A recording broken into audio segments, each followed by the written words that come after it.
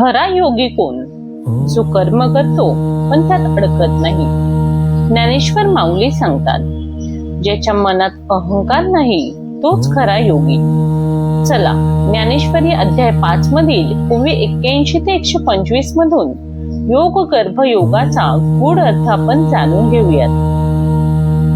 पै मूर्तीचे निमेळे, तो मूर्तची होऊन खेळे, परी अमूर्तपण न मिळे, दादुलयांचे. सगुण स्वरूपाच्या संगतीने तो सगुण होऊन क्रीडा करतो, तरी पण त्या समर्थांच्या निर्गुणपणाला मलिनपणा हा येत नाही. तो सृजी पाळी संहारी, ऐसे बोलते जे चराचरी, ते अज्ञान का अवधारी, पंडू कुमरा.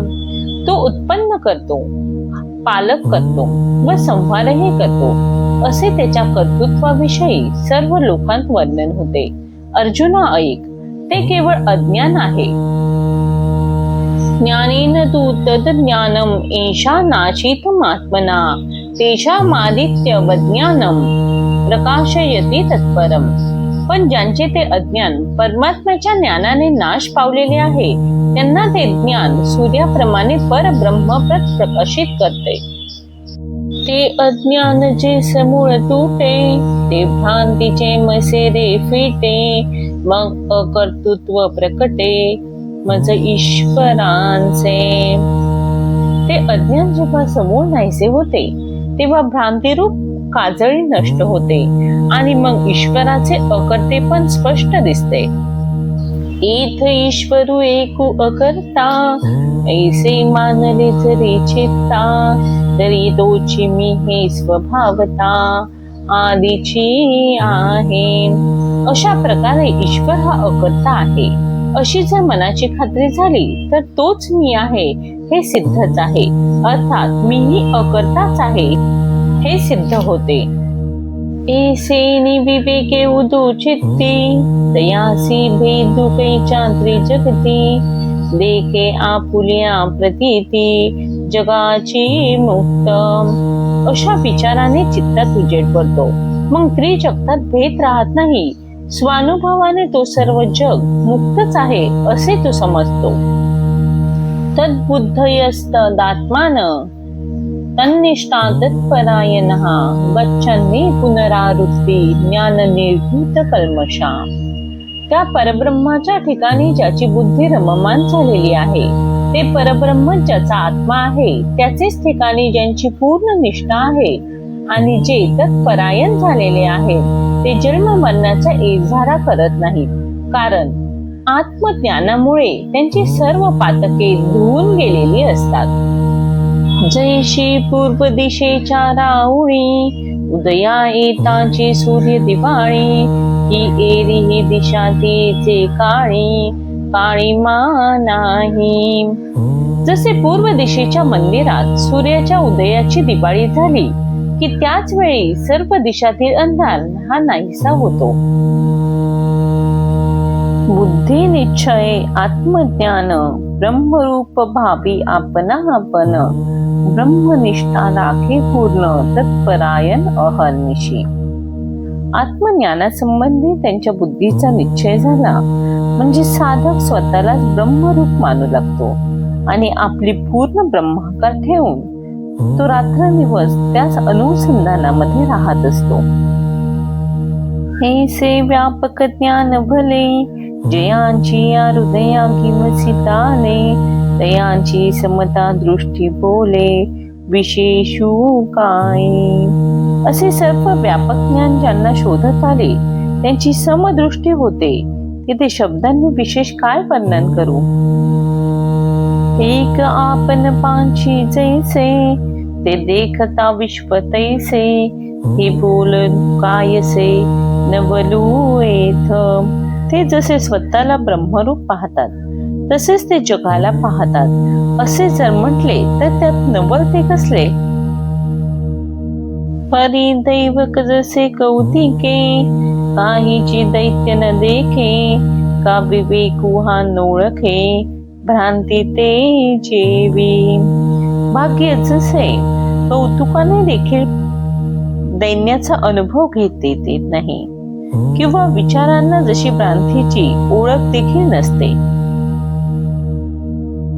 ना तरी अंधकाराची वाणी जैसा सूर्य न देखे स्वप्ने अमृत नायके कानी मृत्यू कथा अथवा सूर्य स्वप्नात देखील जसे अंधाराचे स्वरूप पाहत नाही किंवा अमृत जसे कानाने देखील मृत्यूची वार्ता ऐकत नाही हे असो संतापू कैसा चंद्रुनु स्मरे जैसा मोती भेदू तेनती तैसा ज्ञानी येते ज्याप्रमाणे चंद्र हा उष्मा कसा आहे हे जाणत नाही त्याप्रमाणे जे ज्ञानी आहेत त्यांना प्राणी मात्रात भेद दिसत नाही विद्या विनय संपन्न ब्राह्मणने गवी हस्तिने शुनी चैव श्वपाके च पंडिता समदर्शिना विद्या व विनय यांनी युक्त असा ब्राह्मण गाय हत्ती कुत्रा आणि चांडाळ या सर्वांच्या ठिकाणी त्या ज्ञानी पुरुषांची दृष्टी ही सारखीच असते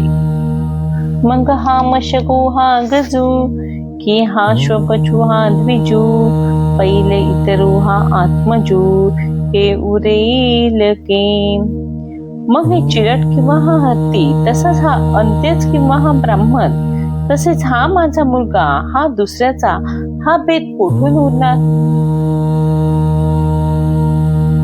ना तरी हे धेनू हे श्वान एक गुरु एक हीन हे असो कैचे स्वप्न जागतया किंवा ही गाय हा कुत्रा अथवा हा एक थोर एक नीच हे कुठले हे राहू दे जागा असलेल्याने स्वप्न कोठून पडणार एक भेदू तरी की देखवा जरी अभाव उरला हो आवा तो आधीची नाही आघवा आता विषमू आहे मी जेथे मी पण उरला असेल तेथेच भेद दृष्टीस पडेल तो अहंकार तर अजिबात नाहीसा झाला तर भेदभाव हा कसा उरेल म्हणून सर्वत्र सदा सम ते आपणाची अद्वय ब्रह्म हे संपूर्ण जाणे परम समदृष्टींचे म्हणून सर्व ठिकाणी सर्व काळ सारखे दिसणारे जे अद्वय ब्रह्म तेच आपण पाहत आहोत हे जे समदृष्टीचे तत्व ते तो संपूर्ण जाणतो ही विषय संगुण सांडिता इंद्रियांतीन दंडिता परिभोगिनी निसंगता कामने वीन यांनी विषयाचा संबंध टाकला नाही इंद्रियांचे दमन केले नाही पण वासने वाचून अकर्तेपणाचा अनुभव घेतला जी लोकांचे नि आधारे लौकिकीचे व्यापारे परिसांडिले निदसुरे लैकुकी हे ज्याने लोकांच्या आश्रयाने वागून आणि सर्व व्यावहारिक व्यापार करून लौकिकामध्ये असलेले अज्ञान सोडून दिलेले आहे म्हणून जैसा जना माझी खेचरू अस्तुनी जना नोहे गोचरू तैसा शरीरी परी संसारू नोळखे तयांते तो पुरुष पिशाच ज्याप्रमाणे सर्व लोकात असूनही दिसत नाही त्याप्रमाणे शरीरधारी असूनही तो संसाराला ओळखत नाही हे असो पवनाची निमिळे जैसे जळीची जळलोळे ते आनिके म्हणती वेगळे कल्लोळ हे असो वाऱ्यामुळे पाण्यात पाणी उसळते पण त्याला ज्याप्रमाणे इतर लोक पाणी न म्हणतात लाटा म्हणतात तैसे नामरूप तयांचे एरवी ब्रह्माची दोसाचे मनसाम्या आले जयांचे सर्वत्र गाम त्याप्रमाणे याचे शरीर आणि नाव हे जरी जगाप्रमाणे आहे तथापि तो साक्षात ब्रह्मच आहे आणि त्याचे मन सर्व ठिकाणी समतेला पावलेले आहे ऐसे ही समदृष्टीचो होई तया पुरुषा लक्षणही आहे अर्जुना संक्षेपे सांगेन पाहे अच्युत म्हणे श्री अच्युत म्हणतात अर्जुना अशी ज्याची समदृष्टी झालेली आहे त्या पुरुषाचे लक्षण काय ते तुम्हाला संक्षेपाने सांगतो, ते ऐक. न प्रभ्यम प्रिय प्राप्य नोदितेचे प्राप्य चाप्रियम स्थिर बुद्धिर सम्मूढो ब्रह्माविद ब्रह्माने स्थितः. ज्यांची बुद्धी स्थिर झालेली आहे, ज्याचे सर्व अज्ञान नष्ट झालेले आहे आणि जो ब्रह्माचे ठिकाणी स्थित झालेला आहे, असा ब्रह्मवेत्ता पुरुष आवडता विषय मिळाला तरी सुख मानत नाही आणि नावडता विषय प्राप्त झाला तरी दुःखही मानत नाही.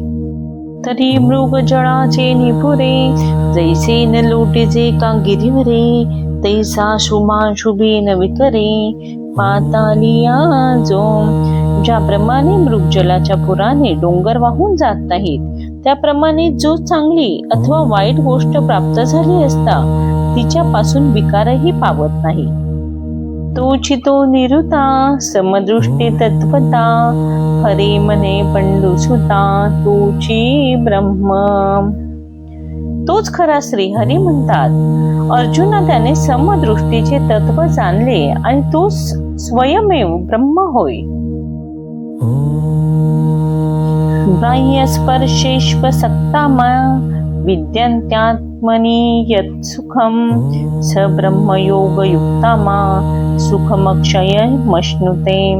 ज्यांचे मन बाह्य सुख विषयांच्या ठिकाणी आसक्त होत नसते, त्याला आत्म्याच्या ठिकाणचे जे सुख आहे ते मिळते. परंतु तो पुरुष जेव्हा ब्रह्मयोग युक्त होतो तेव्हा तो अक्षय सुखाला पावतो. जया आपण पे सांडूनी कही इंद्रिय कामावरी येण्याची नाही. तो विषय नसेवी हे काही विचित्र येथ. जो आत्मस्वरूपाला सोडून कधीही इंद्रियाधीन होत नाही, त्याने विषयांचे सेवन केले नाही, त्यात नवलते कोणते. सहजे स्वसुखाचे नियपारे सुरवाडलेनी अंतरे रचिला म्हणून बाहिरे पाऊल न घली. अथवा आत्मसुखाच्या पूर्णतेने ज्यांचे अंतकरण स्वाभाविकता संतुष्ट झालेले असते, म्हणून इंद्रियांकडे त्यांचे मन हे वळत नाही. सांगे कुमुदळाचे निताटे जो जेविला चंद्रकिरणे चोखटे तो चकोरू कोई वाळुवंटे चुंबी तू असे. ज्या चकोर पक्षाने चंद्रविलासी कमळांच्या पानात उत्तम चंद्रकिरणांचे भोजन केलेले आहे, तो वाळवंटात वाळू चुकत बसेल काय. तैसे आत्मसुख उपाहिले ज्यांची आपण पेंची फावले तया विषय सहजे सांडवले म्हणून काय. त्याप्रमाणे ज्याला आपल्याच ठिकाणी आत्मसुख प्राप्त झाले त्याला सहजच विषय सुटले हे काय सांगायला पाहिजे.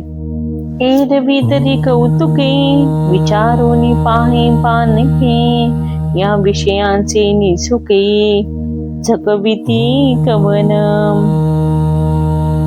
त्याप्रमाणे ज्याला आपल्याच ठिकाणी आत्मसुख प्राप्त झाले त्याला सहज विषय सुटले हे काय सांगायला पाहिजे. पहा, या विषयांच्या सुखाने कोण फसले जातात याचा चांगला विचार करून पहा. येही संस्पर्शजा भोगा दुःख यौनन एव ते आद्यंतवंतः कौंतेयन तेषु रमते बुधा.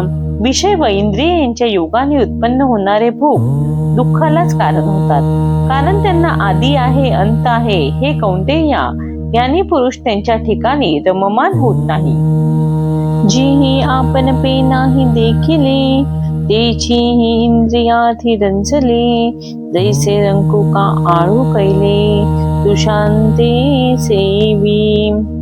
ज्याप्रमाणे भुकेने व्याकुळ झालेला कोंडा देखील खातो, त्याप्रमाणे आत्मस्वरूपाचा अनुभव घेतला नाही तेच या इंद्रियांपासून होणाऱ्या विषय सुखांमध्ये रममान होतात. नातरी मृगे तृषा पीडिते संभ्रमे विसरोनी चळांते मग तोय बुद्धी परडिते ठाकुनी ती. किंवा तहानेने व्याकुळ झालेली हरणे भ्रमाने खऱ्या पाण्याला विसरून मृग जळाला पाणी असे समजून माळरानावरच येऊन पोचतात. तैसे आपण पे नाही जिठे, जयांचे स्वसुखाचे सदा खराटे, तयासीची विषय हे गोमटे आवडते. त्याचप्रमाणे ज्यांनी आत्मसुखाचा अनुभव घेतला नाही, ज्यांना स्वात्मसुखाचा सदैव अभाव असतो, त्यांनाच हे विषय सुख चांगले वाटते. एरवी विषय सुख आहे, हे बोलण्याची सारखे नोहे, तरी विद्युत स्फुरणे कान पाहे जगा मांजी. एरवी विषयात सुख आहे असे म्हणणे योग्य नाही, नाहीतर विजेच्या चमकण्याने जगामध्ये का उजाडत नाही. सांगे वात वर्ष आत पुधरे, ऐसे अभ्रया छायांची जरी सरे, तरी त्रिमाळिके धवळारे करावी का. सांग, वारा, पाऊस आणि ऊन यांच्यापासून बचाव करण्याचे काम जर ढगांच्या सावलीनेच होईल, तर 3 मजली घरे बांधण्याचे कारण तरी काय. म्हणून विषय सुख जे बोलीचे, ते नेनता गामाया जळपीचे, जैसे महुर का म्हणीचे विष कन्ना ते. ज्याप्रमाणे विषाच्या कांद्याला बच नागाला मधुर म्हणावे, त्याप्रमाणे विषयांच्या ठिकाणी सुख आहे हे बोलणे व्यर्थ आहे. तरी भौमा नाम मंगळू, रोहिणी ते म्हणती जळू, तैसा सुख प्रमादू वरळू विषयी कुहा. किंवा भौम या अमंगल ग्रहात जसे मंगळ हे नाव आहे, परंतु त्याचा अनुभव तसा नाही. किंवा मृग जळाला जल म्हणतात, तसे विषय सेवनात सुख आहे असे म्हणणे व्यर्थ आहे. हे असो आगवी बोली, सांग 5 सर्पफणींची सावली, ते शीतल होईल की तुली मुशकांसी. हे राहू द्या, परंतु तू असे सांग की नागाच्या फणीची छाया उंदराला कितपत सुखाव होईल बरे. तैसा आमिष कवळू पांडवा, विनून सेवितवाची बरबा, तैसा विषय संगू आघवा निभ्रांत जाणे. गळाला लावलेल्या मांसाला मासा तोंड लावत नाही, तोपर्यंत चांगले. त्याप्रमाणे विषय सुखाचा अनुभव घेतला नाही तोपर्यंतच ठीक बर का. ही विरक्तांची दिठी, जिन्ह्या हाळीची किरीटी, ते पांडुरोगाची पृष्टी सारखी दिसे. विरक्तांच्या दृष्टीने पाहिले तर हे विषय सुख पांडुरोगामध्ये आलेल्या सूचेप्रमाणे आहे. नोनी विषय भोगीचे सुख, ते सांध्यतांची जाण दुःख, परिकायकीचे मूर्ख न सेविता नसरे. म्हणून विषयातील सुख प्रारंभापासून शेवटपर्यंत दुःखच आहे असे समज, पण अज्ञानी लोक विषयांचे सुख भोगल्याशिवाय राहत नाहीत. ते अंतरने ती बापुडे, म्हणून अगत्य सेवने घडे, सांगे पुय पंखीचे किडे काय चिडसी घेते. हे बिचारे त्या विषयाच्या आतील सत्य स्वरूप जाणत नाही, म्हणून ते भोगतच राहतात.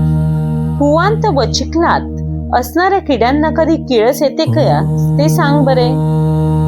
तया दुःखी या दुःखांची जिव्हार, ते विषय कर्तमींचे दुर्धर, ते भोग जळींचे जळचर सांडिती केबी. विषयासक्तीने त्यांचे जीवन दुःखमय झालेले असते. ते विषयरूपी चिखलातील बेडूकच बनतात. मासे पाण्याला सोडत नाहीत, पाणी सोडताच मरून जातील. त्याप्रमाणेच विषयासक्त पुरुष विषयांचा भोग कसा सोडतील. आणि दुःख येणी जिया आहाती, तिया निरर्थका तरी नभती, जरी विषयांवरी विरक्ती धरती जीव. शिवाय जर हे जीव विषयांवर अनासक्त होतील तर ज्या दुःखदायक योनी आहेत त्या निरर्थक होणार नाहीत काय. ना तरी गर्भवासादी संकट, का जन्म मरणींचे कष्ट, हे विसांबीन वाट वहावे कवने. किंवा गर्भवासात होणारी दुःखे किंवा जन्म मरणाचे कष्ट हा मार्ग अविश्रांतपणे कोणी चालवावा. तरी विषयी विषयो सांडिजेल तरी महादोषिके वासिजेल आणि संसारू हा शब्द नव्हेल लटिका जगी. जर विषयासक्त लोकांनी विषय भोग सोडले तर महादोषांनी कुठे राहावे आणि मग या जगात संसार हा शब्द खोटा ठरला नाही का. म्हणून माऊली सांगतात, कर्म करावे पण त्यात आसक्ती ठेवू नये. ज्याचे मन परमेश्वरामध्ये स्थिर झाले तोच खरा योगी होतो. अशी ज्ञानेश्वरीची सुंदर शिकवण जाणून घेण्यासाठी चॅनेलला नक्की सबस्क्राईब करा. धन्यवाद.